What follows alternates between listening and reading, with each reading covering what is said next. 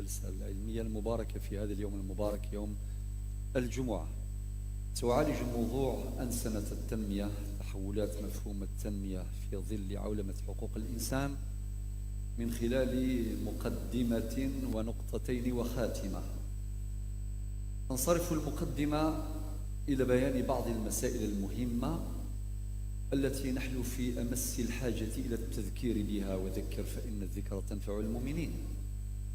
الإنسان أطول المخلوقات حضانة لما ينتظره من تبعات ومن واجبات ومن إعمار لهذه الأرض التي خلقها الله لنا وخلقها لنا من أجل الإعمار، من أجل السلم، من أجل التعاون، لا للحروب والفتن والعدوان على حقوق الإنسان. وقد قال ربنا عز وجل في سورة الحجرات في الآية رقم 13: وجعلناكم شعوبا وقبائل لتعارفوا إن أكرمكم عند الله أتقاكم. المسألة الثانية في مقدمة هذه الورقة، فالناظر إلى واقع اليوم، إلى واقع المجتمع البشري، يلاحظ وجها مشرقا مضيئا تمثله هؤلاء العاملون والعاملات كأفراد ومؤسسات وهيئات المجتمع المدني وبعض الحكومات. لا ننكر أيضا هذه الجهود المعتبرة للجميع، ولكن هناك وجه آخر، وجه كئيب، وجه محزن تمثله هذه الحروب وهذه الفتن وهذا التفنن في العدوان على حقوق الإنسان. ولو تحدثت الأرض لرفعت شكواها إلى رب السماء والأرض قائلة: يا ربي، إن هؤلاء البشر الذين يفترض أن يعمروا هذه الأرض عمروها بالدماء، بالأشلاء الممزقة هنا وهناك. الأمر الثالث موضوع التنمية، مر عبر مراحل عديدة لا يتسع المقام للتفصيل فيها، ذلك ما سنذكره في نقطتين أساسيتين. النقطة الأولى مفهوم التنمية في قبل 1986، الراصد للتاريخ البشري لتطور المجتمع البشري، يلاحظ جملة من الملاحظات. من هذه الملاحظات المفهوم الضيق للتنمية الاقتصادية، إذ يعتبر المقياس الوحيد للتنمية هو الزيادة في الدخل القومي الحقيقي، نظرة مادية صرفة. هذا مفهوم ضيق لمفهوم التنمية.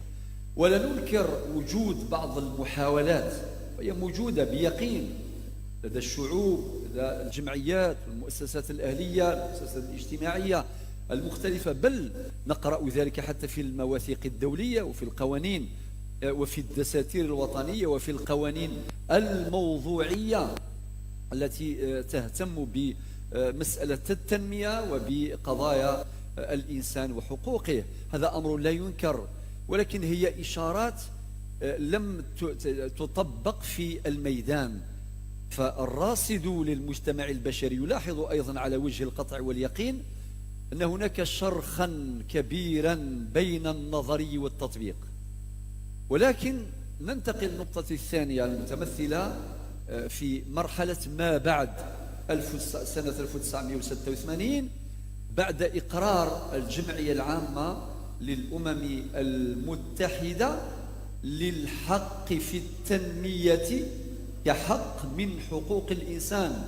وهذه نقلة نوعية، هذا تطور نوعي في مسيرة حقوق الإنسان، بل وفي مسيرة ما يسمى بالتنمية، أو ما يصطلح عليه الآن بالتنمية المستدامة. ففي هذه السنة وبالضبط بتاريخ 4 ديسمبر 1986 أقرت الجمعية العامة للأمم المتحدة الحق في التنمية كحق من حقوق الإنسان بقرارها الشهير الذي يحمل رقم 41128. وهذا القرار الأممي النوعي يحتوى على 10 مواد. مما ورد في هذه المواد مسألة في غاية الأهمية، اعتبار الإنسان عنصرا مهما أساسيا في التنمية المستدامة. أي لا يمكن أن نحقق تنمية مستدامة مستمرة شاملة في منأى عن الإنسان، فالاهتمام بالإنسان شرط أساس، وهو ما تقرره القاعدة الشرعية: ما لا يتم الواجب إلا به فهو واجب. وهذه نقلة نوعية، لأن الاهتمام بالإنسان في الحقيقة هو اهتمام بالبناء الحضاري، هو تحقيق لأسباب إقلاع النهضة وإقلاع الحضاري. بل الاهتمام بالإنسان هو عنصر أساس في تحقيق السلم العالمي، وفي تحقيق التعايش، وفي تحقيق التعاون في المشترك الإنساني. إذن هذه مسألة مهمة وردت في مواد في متن هذا القرار الأممي رقم 41128. مسألة أخرى أيضا وردت في هذا القرار الأممي تتمثل في اعتبار الحق في التنمية من حقوق الإنسان. هذا قرار أممي مهم جدا، فمسيرة حقوق الإنسان مسيرة طويلة. الإنسان بنضاله الكبير، ومن المناضلين الكبار المرحوم نيلسون مانديلا رحمه الله، وأحيي حفيدته التي تجلس بجواري كما أحيي الجميع. لا تبخسوا الناس أشياءهم. هؤلاء الرجال والنساء أيضا الذين ناضلوا من أجل ترقية حقوق الإنسان، فنعتبر هذه المادة في هذا القرار الأممي أيضا نقلة نوعية. وأمر آخر مهم ورد في هذا القرار يتمثل في التكامل، الاعتراف بالتكامل القائم بين جميع الحقوق المبثوثة في المواثيق الدولية وفي الدساتير الوطنية وفي القوانين الموضوعية قاطبة. هذه مسألة مهمة، يعني فحصل نوع من التكامل النوعي بين الحقوق المدنية والحقوق الاجتماعية والحقوق الاقتصادية والحقوق الثقافية والحقوق السياسية وغيرها من الحقوق. هذا القرار الأممي رافقته جملة من الجهود الأهلية الاجتماعية، ومن الجهود الرسمية الحكومية أيضا لا ننكر هذه الجهود إطلاقا.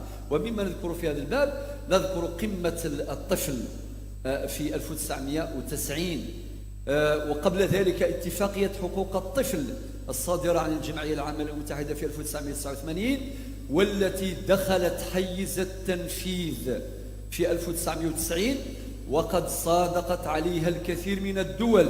أفتح قوسا: دستوريا مهما جدا وخطيرا في الآن نفسه، يتمثل في القيمة القانونية للمعاهدة الدولية المصادق عليها في بعض الدساتير على مستوى العالم. ترقى هذه المعاهدات الدولية المصادق عليها بالإجراءات المعمول بها في الأوطان المختلفة وطبقا للإجراءات الدستورية المعروفة في كل دولة، إلى درجة أو إلى مرتبة تسمو على القانون الذي يصدر من الهيئة التشريعية. فيأتي الدستور في القمة فهو أبو القوانين، ونزولا في هذا الهرم نجد المعاهدات الدولية المصادقة عليها، ثم تأتي القوانين الصادرة من السلطات التشريعية. هنا إذا صادقت الدولة على اتفاقية دولية التي تسمو على القانون في هذه الدساتير، فإن القاضي ملزم بتطبيق مقتضى هذه المعاهدة الدولية المصادقة عليها. فهذه المعاهدة إذن بلغة القانون تدخل في تشكيل ما يسمى بالنظام القضائي في الدولة الوطنية.